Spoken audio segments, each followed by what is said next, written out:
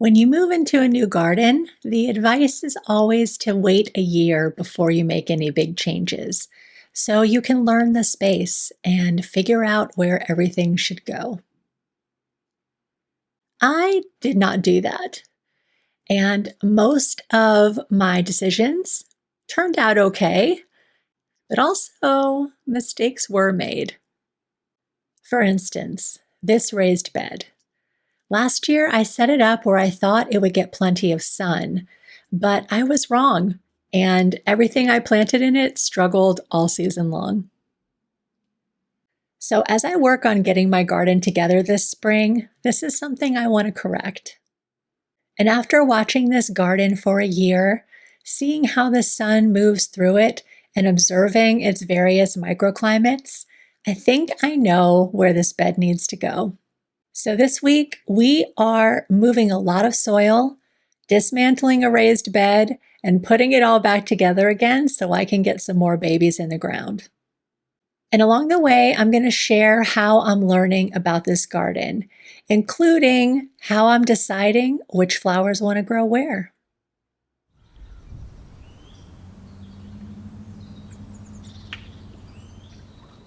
We moved into this house just over a year ago. And one of the reasons we chose it in the first place was its big, sunny backyard. It was a total blank slate, and as soon as we moved in, we started transforming it into a garden. And it is a wonderful spot, but I didn't get everything right on the first try. For instance, I originally thought I was going to grow my sweet peas in my side yard because it gets beautiful morning sun and shade all afternoon. But then I second-guessed myself, and I worried that there wasn't going to be enough sun to grow anything there. So I moved them to the full sun backyard. And that was great for about 3 weeks in the spring. But once summer hit, everybody fried. Around the same time, I made another decision that I came to regret, and that was putting this raised bed in the corner over here. When I first set it up, it got really nice afternoon sun. But once the tree across the path fully leafed out, it went down to about 3 or 4 hours a day, and that's not enough to grow the kind of flowers that I wanted to grow. I ended up getting a few scrawny zinnias and sunflowers, but nothing like what I was hoping. And then there was the soil. I thought the mix that I made for these raised beds was going to work great, but it ended up not having the right texture, and the plants really struggled. Over the course of the season, I did learn how to improve it, but honestly, I didn't really put much effort into fixing the soil in this bed because by then I sort of felt like it was a lost cause for the season anyway. Here's the thing though. I couldn't have known any of this without living here for a while. Yes, there are apps that will tell you how much sun each point on a map gets throughout the season, and they're helpful, but they only go so far. They can't tell you what happens when this tree grows in June, or how the light shifts across the yard in late afternoon, or which corners stay a little bit cooler on a hot day.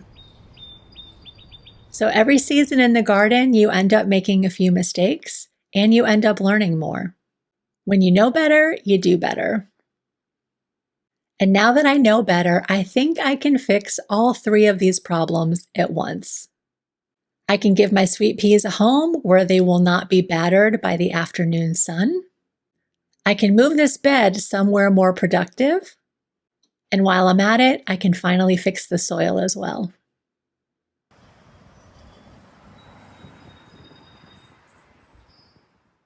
Let's talk about the microclimate of this side yard, because after watching it and growing in it for the last year, I feel like I'm starting to understand its specific gifts.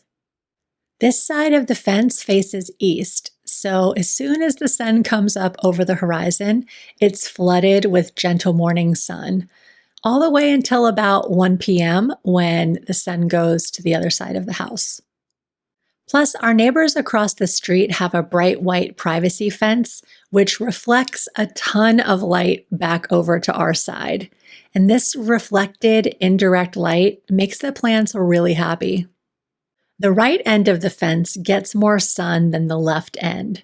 So last year I grew zinnias and basil towards the right side and snapdragons and hydrangeas towards the left.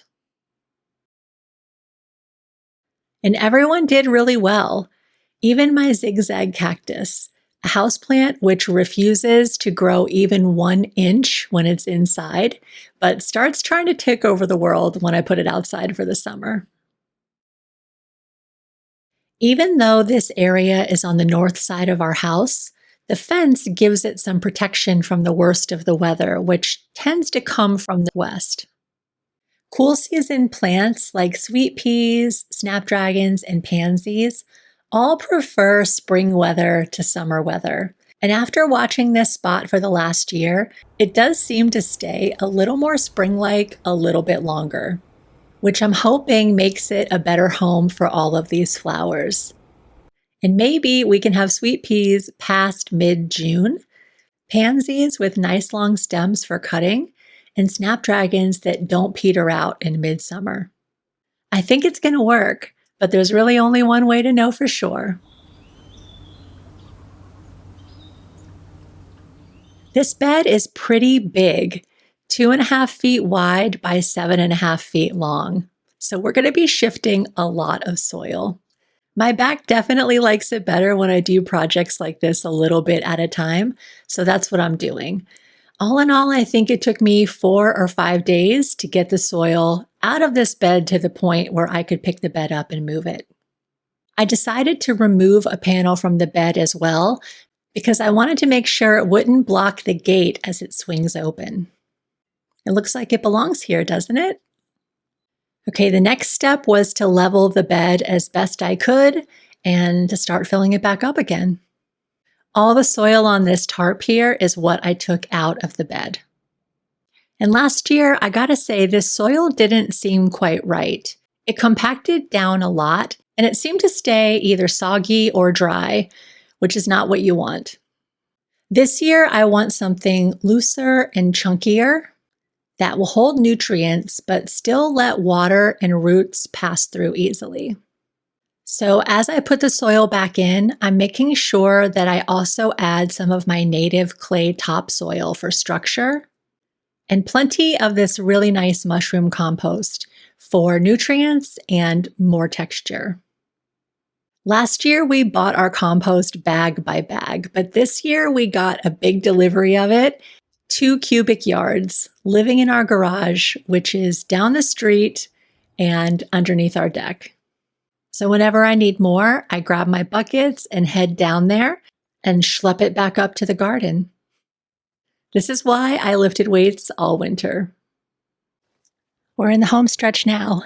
The bed is moved, it's positioned well, it's leveled, and it's almost full. I have just a couple of inches left.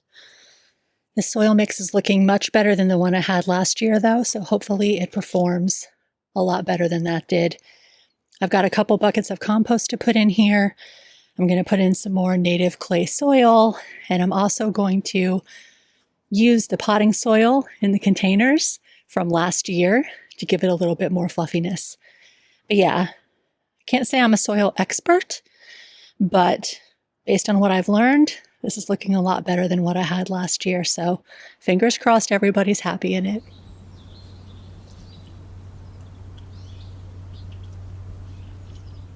My vision for this bed is sweet peas climbing up the trellis, big, beautiful snapdragons in the middle, and pansies in the very front.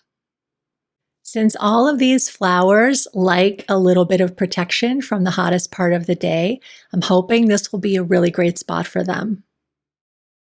I think this combination will work well because the snaps and the pansies will cast shade onto the roots of the sweet peas, keeping them nice and cool as their tendrils reach up to the sky.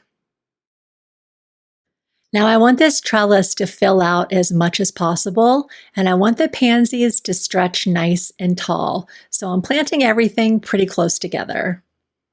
Starting with the sweet peas. After all the drama I went through trying to get these to sprout and grow, I ended up with a pretty good crop. And the seedlings look strong. Check out those roots. I'm digging a nice deep hole for each of these, and I'm putting a bit of compost and plant food in there because they're going to want a little treat after they've been growing for a while. The sunnier end is where I'm planting the darker varieties. On the shadier end, I'm planting some white Swan Lake sweet peas. And in the middle, I threw in some hot pink lipstick ones. Why not? Now for the snaps. I've got a whole range from rose to orange to yellow, and a whole bunch of pansies from white all the way up to black. Now I will give them all a good drink to help their roots settle into the soil and obsessively wait to see them grow. Last year, I was trying to make flowers grow where I wanted them. Very quickly and as many as possible, please. But this year, I'm trying to listen to what the garden has to tell me. I've only been growing flowers for a few years, but if I've learned anything, it is that gardening is not a human-led project. You can't be a control freak because at least half of how anything turns out is not in your hands. And when I do get impatient, it's not like it makes anything grow faster. It takes time and tweaking and accepting that I'm going to screw some things up and then learn from them and get another chance to try again. Learning how to garden is really about learning how to trust that trial and error process and giving myself grace along the way. It never turns out perfect, but it does always turn out lovely. My screw up list is already pretty long, but we're going to figure it out and it's going to be gorgeous. So I hope that you will follow along as we watch these little guys grow, and I hopefully get the chance to correct my mistakes over and over again throughout the season. And if you like this kind of video where we talk very specifically about microclimates and which flowers are best suited for which types of areas, let me know because I have a bunch more beds to set up. Have a great week, friends. Thanks for joining me. I'll see you next time.